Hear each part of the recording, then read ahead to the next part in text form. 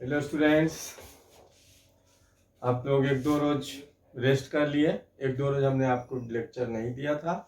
आज हम लोग जो है कि आज शुरू करेंगे लोग।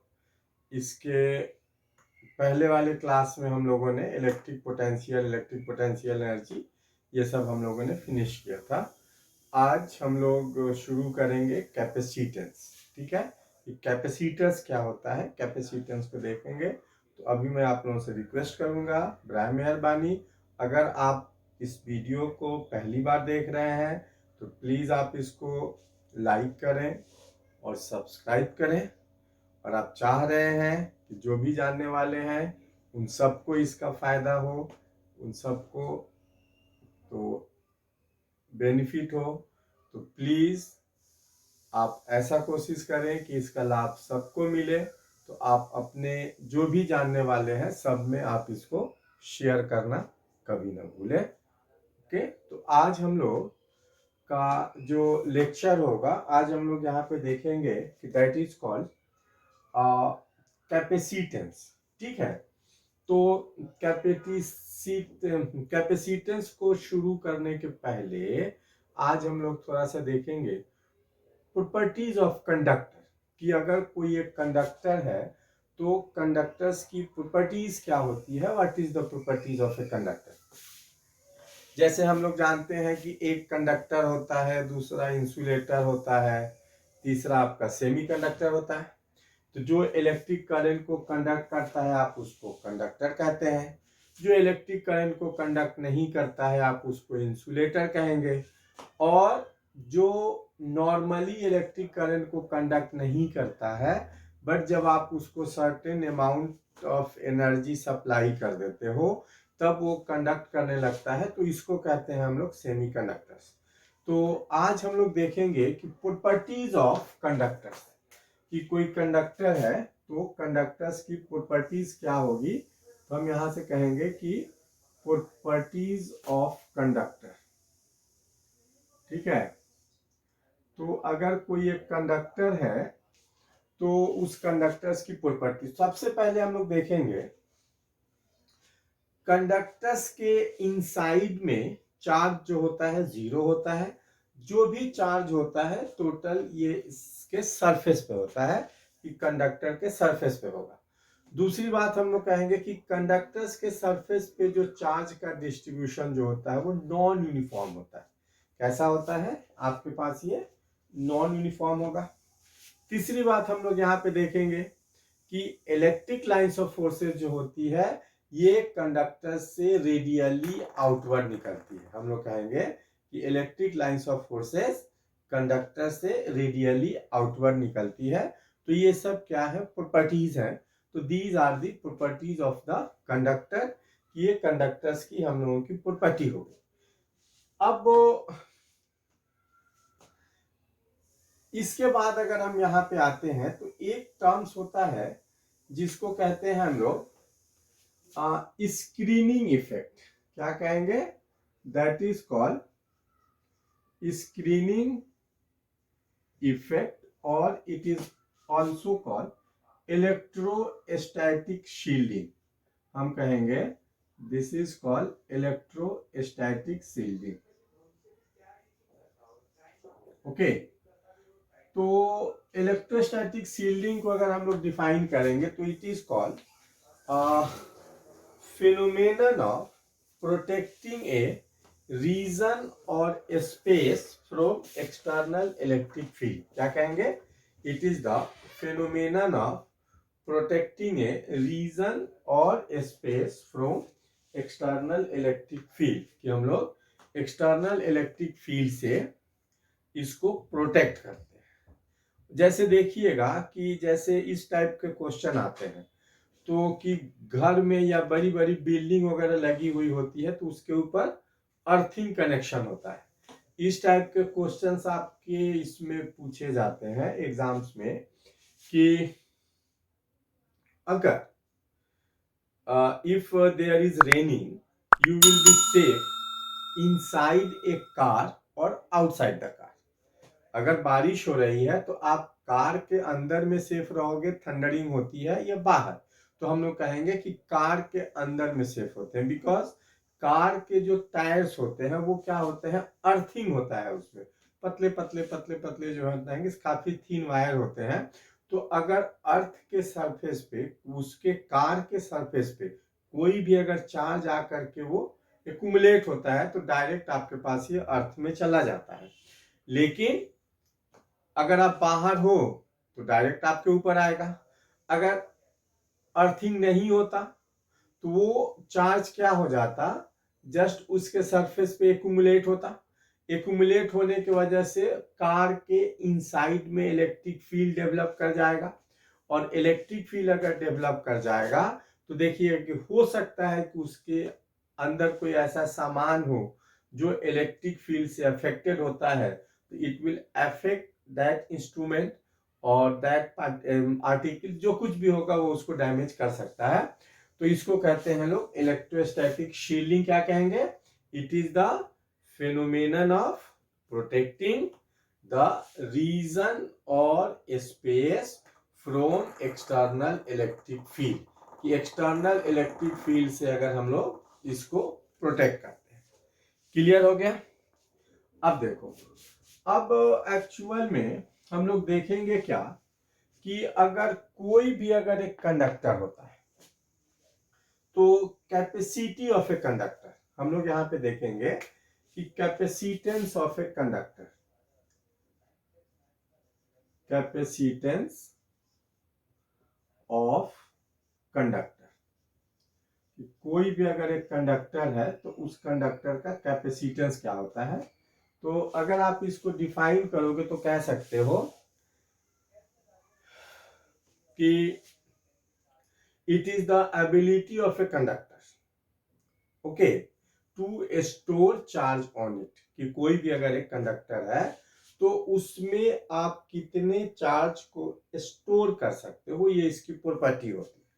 तो ऐसा देखा जाता है कि कोई भी अगर एक कंडक्टर होगा तो जैसे जैसे आप उसको चार्ज को देते हो उसका पोटेंशियल इंक्रीज करेगा, या जैसे जैसे आपका पोटेंशियल इंक्रीज करता है वैसे वैसे चार्ज भी क्या करेगा, इंक्रीज करेगा। ठीक है, पोटेंशियल इंक्रीज करता है तो चार्ज भी क्या होता है, इंक्रीज करता है। तो ऐसा हम लोग देखते हैं कि Q is directly proportional to V। जैसे जैसे आपका पोटेंशियल इंक्रीज करेगा चार्ज इंक्रीज करेगा, जैसे जैसे चार्ज को इंक्रीज करेंगे पोटेंशियल भी इंक्रीज करता है। तो Q इज इक्वल टू हो जाएगा यहां से CV। Q is equal to CV where C is the constant of proportionality.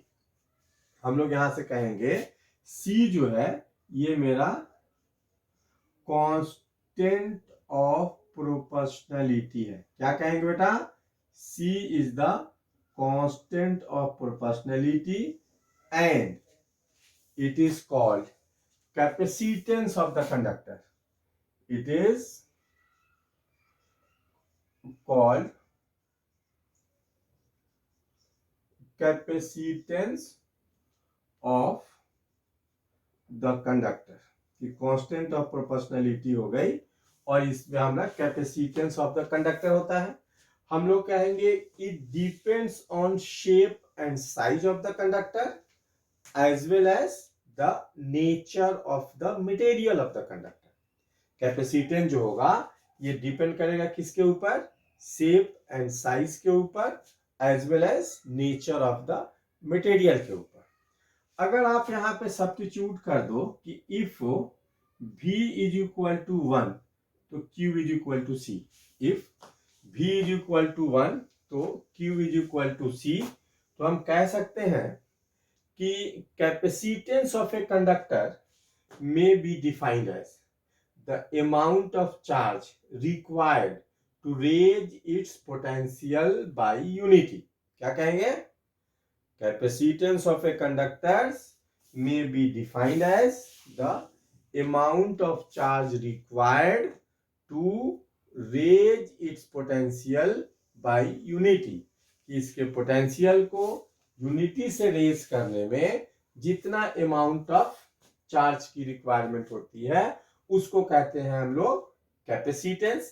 Capacitance की यूनिट होती है, याद रखिएगा कि यूनिट ऑफ कैपेसिटेंस, तो कैपेसिटेंस की यूनिट होती है फैराड। हम लोग इसको एफ से डिनोट करेंगे कि कैपेसिटेंस की यूनिट हो जाएगी फैराड, इसको एफ से। एक और इसकी यूनिट होती है that is called micro farad, mu, mu is the micro, तो हम लोग माइक्रो फैराड भी कहेंगे। माइक्रो का मतलब होता है 10⁻⁻⁶ माइक्रो। इसकी एक और यूनिट होती है माइक्रो फैराड, जिसको हम लोग कहेंगे लोग पीको फैराड। पीको का मतलब हो जाएगा 10⁻⁻12, यहां पे हो जाएगा 10⁻⁻6। क्लियर है? तो आपने देखा कि इसकी यूनिट हो जाएगी फैराड, ओके। और हम लोग इसको माइक्रो फैराड भी लिखेंगे, पीको फैराड भी लिखते हैं, पीको को हम लोग माइक्रो फैराड भी लिखेंगे। ठीक है यहां तक? अब देखो, अब जब मेरे पास यहां से अगर ये हो जाता है तो एक चीज याद रखिएगा, पूछता है कि what is the dimension. This is very important, dimension बहुत इंपॉर्टेंट है। अभी नीट में डायरेक्ट क्वेश्चन आता है, मैचिंग वाला कर देता है, उसको मैच कीजिए, और ये फ्री का नंबर है। सबसे बड़ी बात है कि इंपॉर्टेंट क्वेश्चन है, ये फ्री में है, कुछ नहीं है। आप लिख सकते हो C is equal to Q by V लिखोगे, V को आप लिख सकते हो W upon Q, V can be written as W upon Q which is equal to Q square upon W। तो अगर हम यहां से इसके डायमेंशन को लिखेंगे तो चार्ज का हो जाएगा 80 स्क्वायर और इसका हो जाएगा ml/t-2। तो हम लोग कहेंगे कि जो कैपेसिटेंस है, कैपेसिटेंस का डायमेंशन हो जाएगा m-1l-2t⁴a²। तो this is the dimension of the capacitance. याद रखिएगा, ये वेरी इंपॉर्टेंट है, ये आता है। तो हम लोगों ने यहाँ पे लर्न किया कि कैपेसिटेंस क्या होता है, कैपेसिटेंस की यूनिट क्या होती है, क्या क्या चीज होता है, कैपेसिटेंस को आप इसको कैसे डिफाइन करोगे। ठीक है, यहां तक कोई प्रॉब्लम है तो बताइए। सबको समझ में आ रहा है? अब जैसे देखिए, दूसरा अगर हम यहां से इसमें से लेकर के देखेंगे कि मेरे पास अगर आ गया कि capacitance of an isolated spherical conductor, देखिए कैपेसिटेंस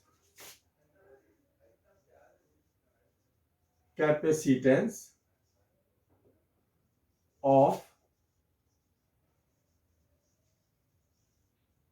isolated spherical conductor। ठीक है, capacitance of isolated spherical conductor. तो capacitance of an isolated conductor अगर हमको फाइंड करनी है कि इसका कंडक्टर्स का कैपेसिटेंस क्या होगा, तो जैसे देखिए, अगर मैं कंसीडर कर लूं कि ये मेरे पास अगर ये कोई एक आइसोलेटेड स्फेरिकल कंडक्टर है जिसके सेंटर पे हमने चार्ज Q रखा है, तो ये सब इसके ऊपर यूनिफॉर्मली डिस्ट्रीब्यूट हो जाएगा। तो जब अगर यहाँ पे माइनस होगा तो बाहर में आपके पास ये यूनिफॉर्मली डिस्ट्रीब्यूटेड हो जाएगा।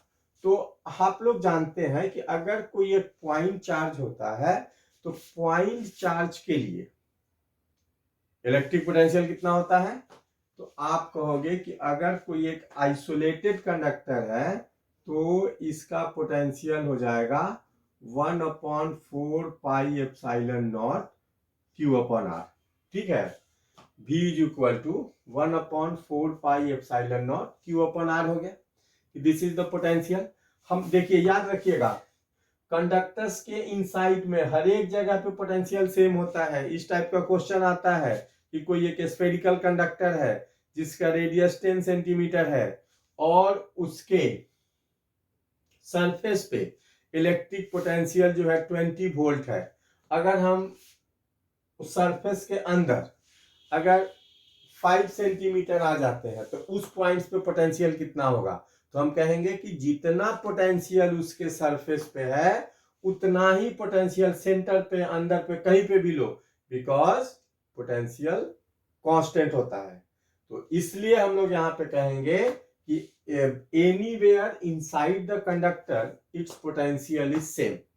अब हम लोग जानते हैं कि Q is equal to C भी होता है, तो C इज इक्वल टू हो जाएगा Q अपॉन V। तो अगर मैं यहां से इसकी वैल्यू को रखूंगा तो Q, और this can be written as 1/4 pi epsilon naught Q upon R। Q से Q कट जाएगा तो C की वैल्यू हो जाएगी 4 pi epsilon naught into R। यहां से अगर ये गिवन होगा तो इसकी वैल्यू हो जाएगी 4 pi epsilon naught into R, यानी capacitance of an isolated spherical conductor होगा।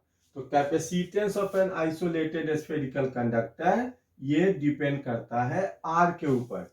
यानी अगर कोई एक आइसोलेटेड स्फेरिकल कंडक्टर है, क्या कहेंगे कि अगर कोई एक आइसोलेटेड स्फेरिकल कंडक्टर है तो आइसोलेटेड स्फेरिकल कंडक्टर्स का इलेक्ट्रिक फील्ड, सॉरी, कैपेसिटेंस जो होता है उसके रेडियस के डायरेक्टली प्रोपोर्शनल होता है। क्या कहेंगे? कैपेसिटेंस जो होता है उसके रेडियस के डायरेक्टली प्रोपोर्शनल होता है, यानी रेडियस जितना बड़ा होगा उसका कैपेसिटेंस उतना ही ज्यादा होगा, रेडियस जितना छोटा होगा उसका कैपेसिटेंस हम लोग कहेंगे उतना ही छोटा होगा। चलिए जल्दी से आप लोग कैलकुलेट करो, तो अर्थ का कैपेसिटेंस निकालो, find the capacitance of the earth, जल्दी कीजिए। हाँ निकालिए लो। अर्थ का रेडियस कितना होता है? अर्थ का रेडियस होता है 6400 किलोमीटर, यानी 6400 इंटू 10⁻³ मीटर हो गया। तो 6400 इंटू 10⁻³ हो गया। अब आप कैपेसिटेंस इसका निकाल सकते हैं। तो अर्थ का कैपेसिटेंस अगर निकालोगे तो C is equal to 4 pi epsilon naught की वैल्यू हो जाएगी 9 इंटू 10⁹ एंड 6400 इंटू 10⁻³। आप इसको सिंप्लीफाई करोगे, इस तरह से you can get the capacitance of the earth, कि अर्थ की कैपेसिटेंस कितनी है। इस तरह से करके आप इसको फाइंड कर लोगे, यहां से करके आप निकाल लेंगे। ठीक है, ये सब छोटा मोटा कैलकुलेशन है, आप इसको कर लीजिए, आसानी से हो जाएगा। तो अब जैसे देखो, तो कभी भी याद रखिएगा कि कैपेसिटेंस जो होगा वो डिपेंड करेगा जस्ट उसके डायमेंशन पे, उसके शेप पे, उसके एरिया पे। अब लिखिए, एक चीज हम लोग यहां पे देखेंगे, कैपेसिटर्स एंड इट्स प्रिंसिपल। हम लोग कहेंगे कि कैपेसिटर्स एंड इट्स प्रिंसिपल। ठीक है, तो कैपेसिटर्स एंड इट्स प्रिंसिपल हो गया। तो कैपेसिटर्स में और हम लोग उसके प्रिंसिपल को देखेंगे। तो एक्चुअल में जिस तरह से हमने अभी आपको बताया कि कैपेसिटर्स क्या होता है, it is the ability of a conductor to store charge on it. तो now our aim to form a capacitors, हमको अपने रिक्वायरमेंट के अकॉर्डिंग, अब आपके पास प्लेट्स दिए हुए होंगे, प्लेट्स में भी अब डिफरेंट टाइप, स्फेरिकल प्लेट्स हो सकता है, सिलिंड्रिकल आपके पास हो सकता है, प्लेन शीट हो सकता है। तो इससे लेकर के हाउ कैन यू कंस्ट्रक्ट, आप जो है ना कि कैपेसिटर्स को कैसे फाइंड करेंगे, डिफरेंट डिफरेंट शेप के, जैसे पैरेलल प्लेट कैपेसिटर होगा आपका, ये होगा स्फेरिकल कैपेसिटर्स होगा, सिलिंड्रिकल कैपेसिटर्स होगा। तो इस टोटल कैपेसिटर्स को कैसे आप इसको फॉर्म करेंगे, तो एक एक करके। तो सबसे पहले हम लोग देखेंगे कि एक्चुअल में कोई कैपेसिटर है तो उस कैपेसिटर्स का प्रिंसिपल क्या है, what is the principle of a capacitor. तो देखो, अगर हम यहां पे कंसीडर कर लेते हैं कि मेरे पास अगर ये कोई एक आइसोलेटेड, हमने यहां से कह दिया कि मेरे पास यहां से अगर ये एक आइसोलेटेड कंडक्टर है ए, जैसे जैसे हम इसके चार्ज को देंगे, तो जैसे जैसे तुम इसको चार्ज को दोगे इसका पोटेंशियल इंक्रीज करेगा। आइसोलेटेड है तो जैसे जैसे हम इसमें चार्ज को देंगे potential will goes on increasing, potential जो होता है मेरा बढ़ते जाएगा, पोटेंशियल इनका इंक्रीज करेगा। एक ऐसा आएगा कि उससे ज्यादा अगर आप चार्ज को दोगे तब आपका पोटेंशियल क्या होगा, लीक करेगा। ओके, अगर हम इसके पास अगर कोई एक अनचार्ज प्लेट को ला देते हैं, अनचार्ज अगर प्लेट बी को ला दोगे तो अब देखिएगा कि इधर आपका माइनस आ जाएगा और इधर आपके पास ये प्लस आ जाएगा, तो कुछ टाइम के लिए इसका कैपेसिटेंस इंक्रीज कर जाएगा, फिर दोनों का पोटेंशियल अगर सेम हो जाएगा तो फिर जो होता है आपके पास ये लीक करना शुरू कर देगा। बट हम इंटरेस्टेड हैं कि इसका कैपेसिटेंस हमको लॉन्ग टाइम के लिए, इनफाइनाइट के लिए हो जाएगा, तब हम लोग क्या करते हैं, देखो अगर मेरे पास यहां से अगर ये कोई एक पैरेलल प्लेट हो गया, हमने कह दिया कि मेरे पास यहां से अगर ये एक प्लेट है,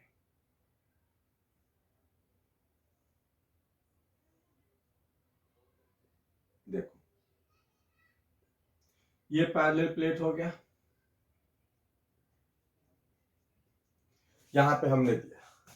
अब क्या करते हैं, इस जैसे ही हो जाता है तो इसके पास हम लोग क्या करते हैं, एक अनचार्ज अर्थ कंडक्टर्स को ला देते हैं। तो जब अनचार्ज अर्थ कंडक्टर्स को ला दोगे तो अब क्या होता है, इसकी कैपेसिटेंस इनफाइनाइट हो जाती है। जब हम लोग यहां पर एक अनचार्ज अर्थ कंडक्टर्स को ला देते हैं तो इसकी कैपेसिटेंस जो होती है इनफाइनाइट हो जाती है, तो इसी को कहते हैं लोग प्रिंसिपल ऑफ ए कैपेसिटर्स। तो प्रिंसिपल ऑफ ए कैपेसिटर्स क्या कहेंगे, when an अनचार्ज earth conductors comes in the vicinity of isolated conductors, then its capacitance will increase infinitely. तो this is called principle of a capacitors। एक बार और सुनो क्या कहेंगे कि जब हम लोग एक अनचार्ज अर्थ कंडक्टर्स को एक आइसोलेटेड कंडक्टर्स के विसिनिटी में लाते हैं तब इसकी कैपेसिटेंस जो होती है इनफाइनाइट हो जाती है। क्या हो जाती है, इसकी कैपेसिटेंस जो हो जाती है इनफाइनाइट हो जाती है। तो इसी को कहते हैं हम लोग प्रिंसिपल ऑफ ए कैपेसिटर्स, कि आपके पास ये कैपेसिटर्स हो गया। तो अब जैसे देखो हम लोग अपने सर्किट में अगर कोई एक कैपेसिटर्स होगा तो सर्किट में कैपेसिटर्स का सिंबल जो होगा, this is the symbol of A capacitors. Okay, circuit में ये कैपेसिटर्स का सिंबल हो गया, तो this is the symbol of A capacitors, ये मेरे पास कैपेसिटर्स का सिंबल हो गया। अब जैसे याद रखना कि अगर हम इसमें पैरेलल प्लेट यूज करेंगे तो इसको कहेंगे हम लोग पैरेलल प्लेट कैपेसिटर्स। अगर आप इसमें स्फेरिकल प्लेट को यूज करोगे तो this is called spherical capacitors. अगर आप सिलिंड्रिकल प्लेट्स को यूज करेंगे तो this is called cylindrical capacitors. ठीक है बेटा, तो हम लोगों ने आज यहाँ पे देखा, ये sometimes it also ask in the examination कि what is capacitors and write down its principle. तो please you draw this diagram and you write its principle when an uncharged earth conductors comes in the vicinity of isolated conductors, then its capacitance will increase infinitely।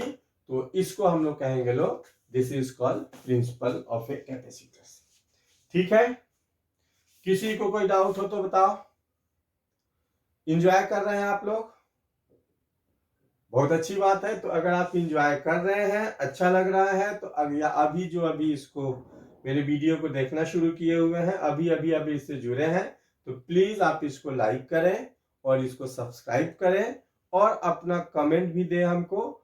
क्या आपको requirement चाहिए, क्या चाहिए, please आप लोग ये सब कीजिए जरूर। मैं जहां तक हो सकेगा मैं आपकी टोटल रिक्वायरमेंट ऑलमोस्ट मैं इसको फुलफिल करूंगा और फुलफिल करने की कोशिश करूंगा। जो भी डाउट होगा क्लियरली आप अपने कमेंट्स में लिखें, आप हमको बताएं। आप लोगों का कमेंट जो है, आज सजेशन जो है, वो सबका स्वागत है। हम लोग उसको देखेंगे, फिर साथ में हम लोग बैठ करके उसको शॉर्ट आउट करेंगे। तो प्लीज आप एक बात आपसे कि अगर आप अभी आप इसको देख रहे हैं तो इस चैनल को प्लीज आप सब्सक्राइब करें और लाइक करें, और आप चाहते हैं कि दूसरे आपके जानने वाले को भी अगर इसका बेनिफिट हो, अगर इसका उनको लाभ मिले, तो आप इनके बीच में शेयर करना ना भूलें। तो देखिए, अब हम लोग यहां पे देखेंगे पैरेलल प्लेट कैपेसिटर। दूसरा हम लोग पास यहां पे आएगा जिसको हम कहेंगे that is called parallel plate capacitor.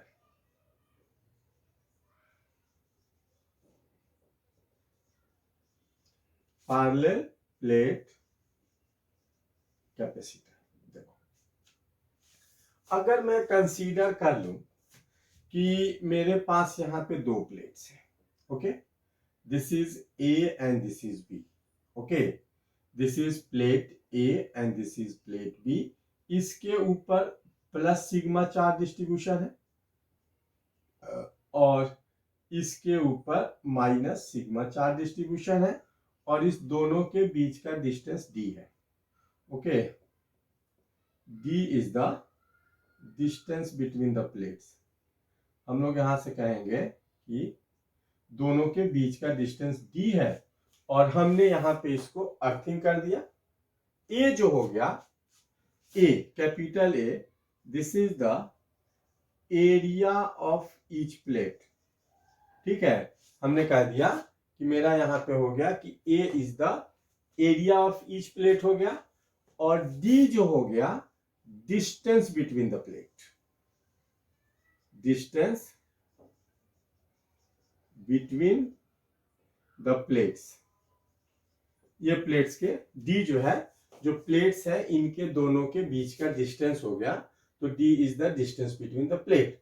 तो हम लोग जानते हैं कि अगर कोई भी uniformly distributed infinite thin parallel plane sheet of charge होगा, एक पे डिस्ट्रीब्यूशन प्लस होगा और दूसरे के ऊपर अगर माइनस होगा, तो इसके बीच में इलेक्ट्रिक फील्ड जो होता है which is equal to sigma upon epsilon naught. We have already done because it is independent of the distance between the plates. तो मेरे पास यहां से ये हो गया। तो जब इलेक्ट्रिक फील्ड कहीं पे भी सेम है, इसका मतलब होगा कि हम लोग कहेंगे कि इसके इनसाइड में पोटेंशियल कितना हो जाएगा। तो अगर आप यहां से इसको लिखोगे तो potential V is equal to हो जाएगा E इंटू डी। तो हमने फाइंड कर लिया, यानी हम इसको लिख सकते हैं sigma upon epsilon naught into D. और सिग्मा क्या है? Surface charge distribution, mean sigma is equal to Q upon A है। तो हम यहां से इसको लिख सकते हैं कि this can be written as Q upon epsilon naught A into D. But हम यहां पे जानते हैं कि C is equal to Q by V होता है। हम यहां से कहेंगे कि C is equal to Q by V हो गया, तो मैं लिख सकता हूं Q and this can be written as Q upon epsilon naught A into D. Q से Q एक कट गया, तो आपके पास यहां से हो जाएगा C is equal to epsilon naught into A by D, यानी capacitance of a parallel plate capacitors हो गया कि अगर कोई एक पैरेलल प्लेट कैपेसिटर्स है तो उसका कैपेसिटेंस डिपेंड करता है एरिया के ऊपर, और कैपेसिटेंस डिपेंड करता है इस दोनों प्लेट के बीच का जो डिस्टेंस है उसके बीच के डिस्टेंस पे डिपेंड करेगा। तो मैं यहां से लिख सकता हूं, कह सकता हूं कि एरिया के डायरेक्टली प्रोपोर्शनल होगा। एरिया जितना ज्यादा होगा कैपेसिटेंस उसका उतना ही ज्यादा होगा।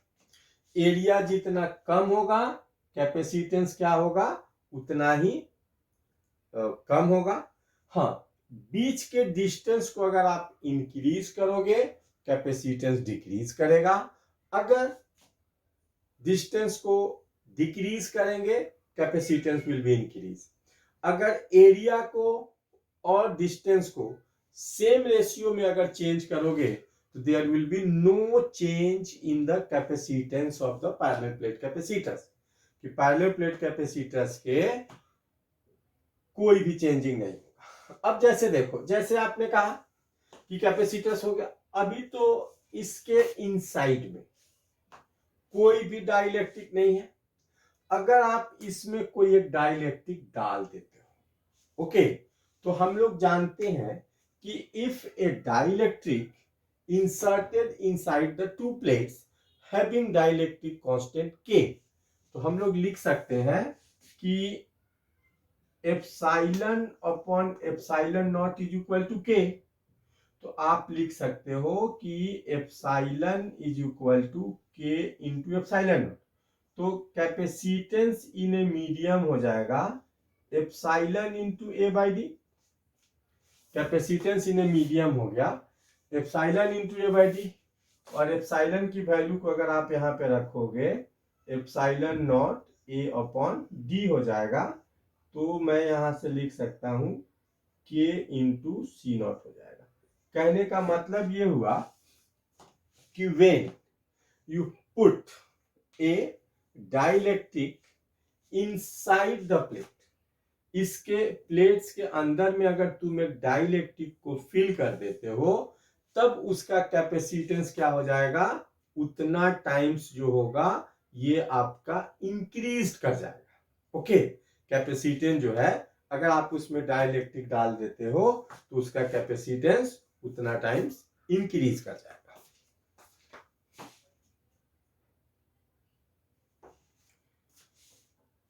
तो यहां तक हो गया।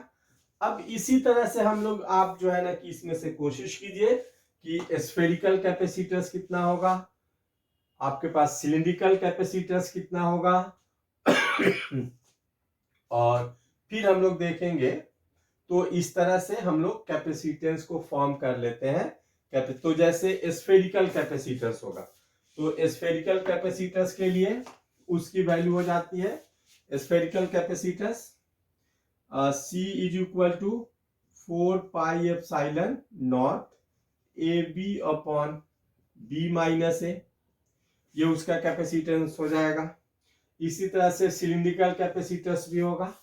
तो हम लोग इस तरह से करके जो भी कैपेसिटर्स होगा हम लोग कैपेसिटर्स को डिजाइन कर लेंगे। कैपेसिटर्स हम लोग के पास दिया होगा तो हम लोग इसको फाइंड कर लेते हैं। अब इसमें करते क्या है, तो हम लोग यहाँ पे देखेंगे कि जैसे सपोज करो कि कभी कभी ऐसा होता है कि आपको छोटा छोटा कैपेसिटर चाहिए और इतना छोटा छोटा कैपेसिटर चाहिए कि प्रैक्टिकली उतना छोटा एग्जिस्ट करना पॉसिबल नहीं है, और कभी कभी इतना बड़ा बड़ा कैपेसिटर चाहिए कि अगर तुम उतना बड़ा कैपेसिटर अगर फॉर्म कर लेते हो, उतना बड़ा कैपेसिटर अगर आप बना लेते हो तो फिर आपको इसका स्टोरेज का प्रॉब्लम हो जाता है।